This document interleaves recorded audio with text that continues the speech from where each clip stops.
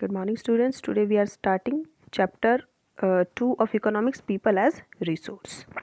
In this chapter, we will read about the population of the country which becomes human capital. हम इस chapter में उन सारे किस फैक्टर्स के बारे में पढ़ेंगे जो कंट्री की पॉपुलेशन को ह्यूमन कैपिटल बनाते हैं. ठीक है. ह्यूमन रिसोर्स क्या होता है? पिछली क्लासेस में हमने रिसोर्सेज के बारे में पढ़ा कि रिसोर्सेज क्या होते हैं. रिसोर्सेज वो हैं जो हमारी नीड्स को फुलफ़िल करते हैं. 3 टाइप्स के होते हैं ये: natural resources, man made resources and human made resources. Okay. Natural resources और मैन मेड रिसोर्सेज के बारे में हम डिटेल में पिछली क्लासेस में पढ़ चुके हैं. And this year we have to study about human resources, people as a resource. Population human capital तब बनता है जब उसमें कुछ इन्वेस्टमेंट किया जाता है. किस फॉर्म में? In the form of education, training and medical care. ठीक है. पीपल एज अ रिसोर्स ये एक तरीका है जो किसी कंट्री की वर्किंग पॉपुलेशन को रेफर करता है in the term of their existing productive skills. उनमें जो प्रोडक्टिव स्किल्स है, उनकी जो एबिलिटीज़ हैं, उसको रेफ़र करता है ये पीपल एज अ रिसोर्स, ये जो चैप्टर है ना. तो दूसरे रिसोर्सेज की तरह ही जो पॉपुलेशन है वो भी एक ह्यूमन रिसोर्स होता है. ठीक है. नाउ हम पढ़ेंगे economic and non economic activities. ऐसी एक्टिविटीज़ जो रिटर्न में इनकम देती हैं. ठीक है. ऐसी एक्टिविटीज़ जो रिटर्न में हमें इनकम देती हैं वो क्या कहलाती हैं? Economic activities. और जैसे कि जो इंडस्ट्रीज़ में काम करते हैं लोग, बैंक्स में काम करते हैं, हॉस्पिटल में काम करते हैं, स्कूल में काम करते हैं, ये अपने काम के बदले में इनकम उनको मिलती है. ठीक है. तो ये एक्टिविटीज़ जो हैं क्या कहलाती हैं? Economic activities. Non economic activities क्या कहलाती हैं? ऐसी एक्टिविटीज़ जिसमें हमें रिटर्न में इनकम नहीं मिलती है अपना काम, अपना वर्क जो है करने के बाद, उसे हम नॉन इकोनॉमिक एक्टिविटी कहते हैं. जैसे teaching by parents to their children at home. अपने बच्चों को अगर पेरेंट्स घर पे पढ़ा रहे हैं तो उसके बदले में उन्हें कोई रिटर्न नहीं मिल रहा है. रिटर्न मतलब कोई इनकम नहीं मिल रही है, इसीलिए ये नॉन इकोनॉमिक एक्टिविटी में आता है. साथ ही domestic work by house wifes, है ना. हाउस वाइफ जो घरों में काम करती हैं, है ना, तो इसके बदले में उन्हें कोई पे नहीं किया जाता है, कुछ भी पे नहीं किया जाता है, इसलिए ये नॉन इकोनॉमिक एक्टिविटी में आता है. ठीक है. तो जो इकोनॉमी है, इकोनॉमिक एक्टिविटीज़ हैं, उसको 3 पार्ट्स में डिवाइड किया गया है. कौन कौन से?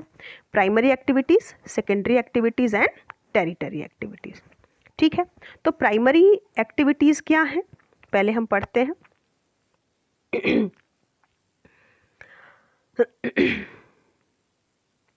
हाँ, प्राइमरी एक्टिविटीज़ वो हैं ऐसे ऑक्यूपेशंस प्राइमरी एक्टिविटीज़ में इंक्लूड होते हैं जो नेचुरल एनवायरनमेंट से रिलेटेड होते हैं. जैसे hunting, fishing, lumbering, farming, mining. ये सारी एक्टिविटीज़ जो है टोटली नेचुरल एनवायरनमेंट पर डिपेंडेंट है. फिर है सेकेंडरी एक्टिविटी जो है, इसमें वो सारे ऑक्यूपेशंस होते हैं जिसमें रॉ मटेरियल का यूज़ करके, रॉ मटेरियल जो कहाँ से प्रोवाइड होता है? प्राइमरी सेक्टर से या प्राइमरी एक्टिविटीज़ से.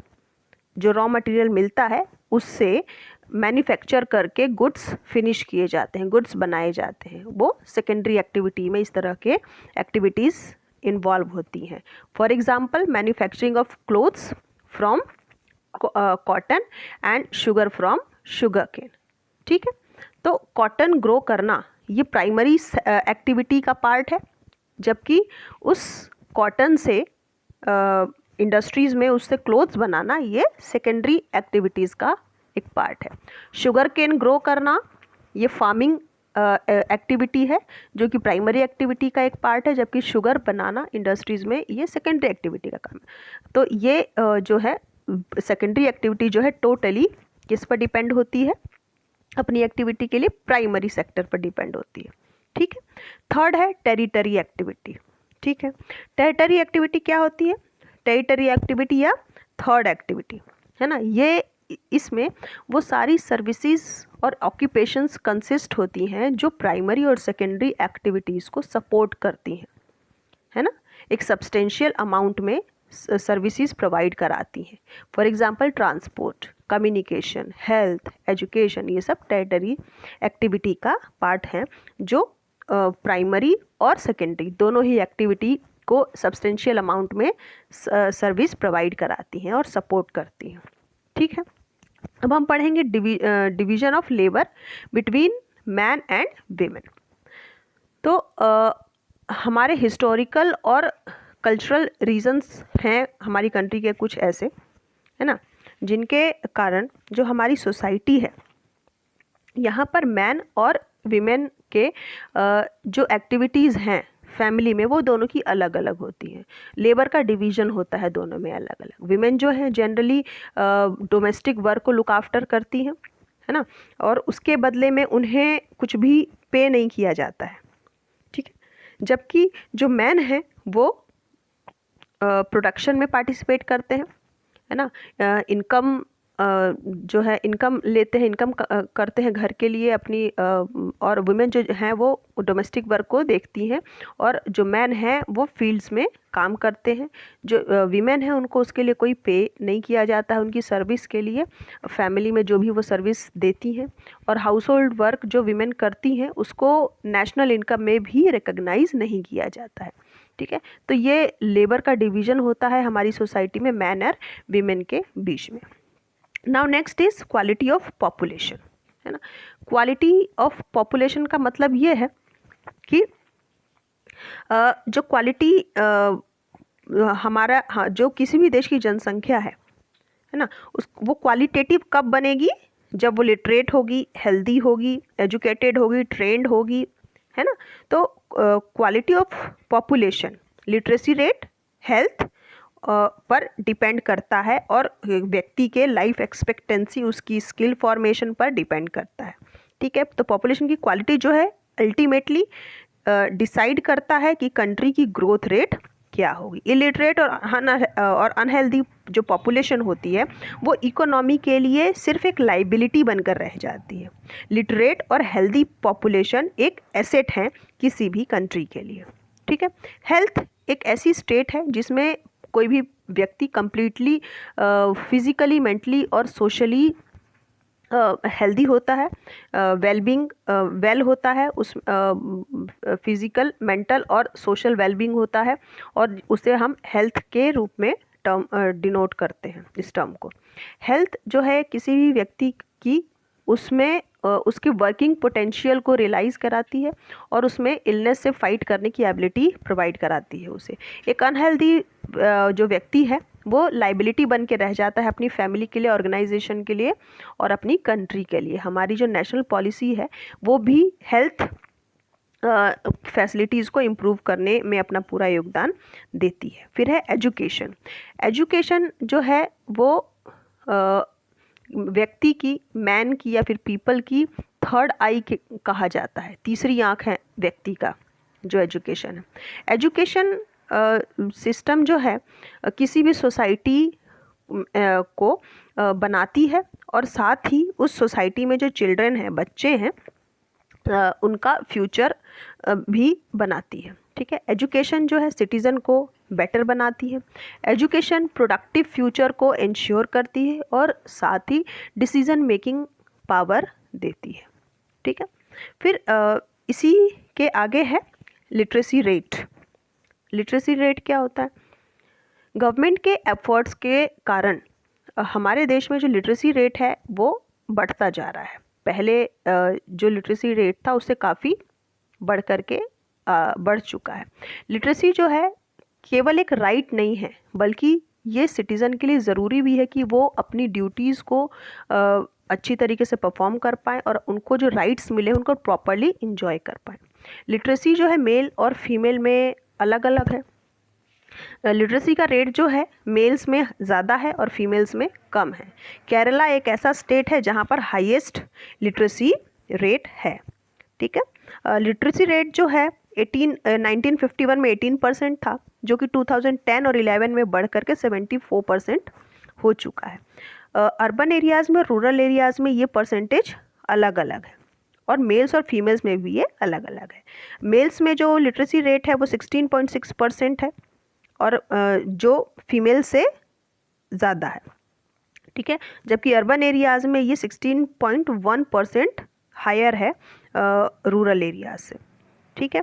केरला जो है एक ऐसा स्टेट है जहाँ पर 94% लिटरेसी रेट है, जबकि बिहार जो है वो वहाँ पर सबसे कम लिटरेसी रेट है, ठीक है। फिर नेक्स्ट है एम्प्लॉयमेंट। ओके, एम्प्लॉयमेंट एक कंडीशन है जिसमें व्यक्ति अपने आप को इकोनॉमिक एक्टिविटीज़ में इंक्लूड रखता है। अपने आप को इकोनॉमिक एक्टिविटीज़ मतलब इनकम के लिए जो भी एक्टिविटीज़ होती हैं उसको हम इकोनॉमिक एक्टिविटीज़ कहते हैं ना। तो एम्प्लॉयमेंट एक ऐसी स्टेट है जिसमें व्यक्ति अपने आप को इकोनॉमिक एक्टिविटीज़ में एंगेज रखता है, और इकोनॉमिक एक्टिविटीज़ के कारण जो पीपल हैं वो अपनी बेसिक रिक्वायरमेंट्स को फुलफ़िल करने में के लिए कैपेबल होते हैं, और वो सब प्राइमरी, सेकेंडरी और थर्ड सेक्टर में काम करते हैं, ठीक है। वर्किंग पॉपुलेशन जो है वो बर्डन नहीं होती कभी भी किसी भी कंट्री की पॉपुलेशन पर। फिर है अनएम्प्लॉयमेंट। अनएम्प्लॉयमेंट एक ऐसी कंडीशन है जिसमें व्यक्ति काम तो करना चाहता है लेकिन वो उसको काम नहीं मिलता है करने के लिए, है ना। जिसमें व्यक्ति विलिंग तो होता है वर्क करने के लिए, डिज़ायर्ड होता है अपना वर्क करने के लिए, लेकिन उसको वर्क नहीं मिलता है उसके क्वालिफिकेशन के अकॉर्डिंग या फिर उसके फैमिली के लिए इनकम के अकॉर्डिंग। जितनी इनकम उसको चाहिए उसके अकॉर्डिंग उसको नहीं मिलता है एम्प्लॉयमेंट। तो ऐसी कंडीशन को क्या कहा जाता है? अनएम्प्लॉयमेंट कहा जाता है। इंडिया के केस में रूरल और अर्बन एरियाज़ में जो है अनएम्प्लॉयमेंट दोनों ही जगह पर है। हालांकि जो अनएम्प्लॉयमेंट का नेचर है वो रूरल और अर्बन एरियाज़ में अलग अलग है। कुछ केसेस में रूरल एरियाज़ में सीजनल और डिस्कस्ड अनएम्प्लॉयमेंट है ना, जबकि अर्बन एरियाज़ में ये मोस्टली एजुकेटेड अनएम्प्लॉयमेंट है। तो यहाँ पर 3 टाइप्स के दिए गए हैं अनएम्प्लॉयमेंट। सीजनल, दूसरा है डिस्कस्ड जो कि रूरल एरियाज़ में होते हैं, और एजुकेटेड अनएम्प्लॉयमेंट जो अर्बन एरियाज़ में होता है। सीजनल अनएम्प्लॉयमेंट क्या होता है? सीजनल अनएम्प्लॉयमेंट तब होता है जब व्यक्ति कुछ महीनों या कुछ सालों के लिए जॉब फाउंड नहीं कर पाता है ना। रूरल एरियाज़ में बेसिकली जो पीपल होते हैं वो एग्रीकल्चर पर ही डिपेंडेंट होते हैं अपने इनकम के लिए, और कुछ उनका जो सीज़न होता है बीज बोने का, सोइंग का, हार्वेस्टिंग का, वीडिंग का, थ्रेशिंग का, ये अलग अलग सीज़न होते हैं। उसके बाद उसके बीच में जो कुछ मंथ्स होते हैं उसमें वो उनके पास एग्रीकल्चर में कुछ काम नहीं होता है, उनके फील्ड में उन्हें कुछ काम नहीं होता है, तो ऐसे टाइम पर वो बेरोज़गार होते हैं साल के कुछ महीनों में। तो ये इस तरह की जो अनएम्प्लॉयमेंट है वो सीजनल अनएम्प्लॉयमेंट कहलाती है। और डिस्कस्ड अनएम्प्लॉयमेंट के केस में व्यक्ति जो पीपल है वो ऐसा दिखता है कि वो एम्प्लॉयड है बट वो एम्प्लॉयड नहीं होता है।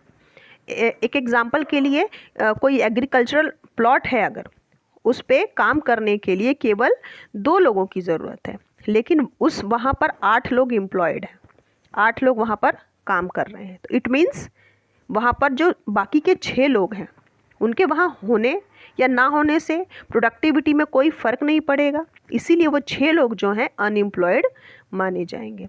तो ये डिस्कस्ड अनएम्प्लॉयमेंट कहलाती है, या फिर छुपी हुई बेरोज़गारी इसको हिंदी में कहा जाता है। अर्बन एरियाज़ के केस में देखें तो यहाँ पर एजुकेटेड अनएम्प्लॉयमेंट बहुत कॉमन है, ठीक है। कई जो यूथ हैं यहाँ पर जिनके पास मैट्रिकुलेशन, ग्रेजुएशन, पोस्ट ग्रेजुएशन की डिग्री है लेकिन उन्हें जॉब नहीं मिलती है।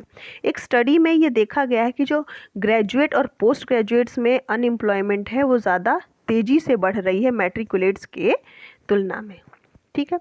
अनएम्प्लॉयमेंट जो है टेक्निकली क्वालिफाइड पर्सन में एक तरफ होती है, जबकि जो टेक्निकल स्किल्स रिक्वायर है इकोनॉमिक ग्रोथ के लिए उसकी कमी है हमारी सोसाइटी में, ठीक है। अनएम्प्लॉयमेंट जो है वो मैन पावर रिसोर्स को वेस्ट करती है। हमारे देश में जो मैन पावर है उसका कोई जब यूज़ नहीं होता है, हो रहा है, तो ये वेस्टेज है इस रिसोर्स की।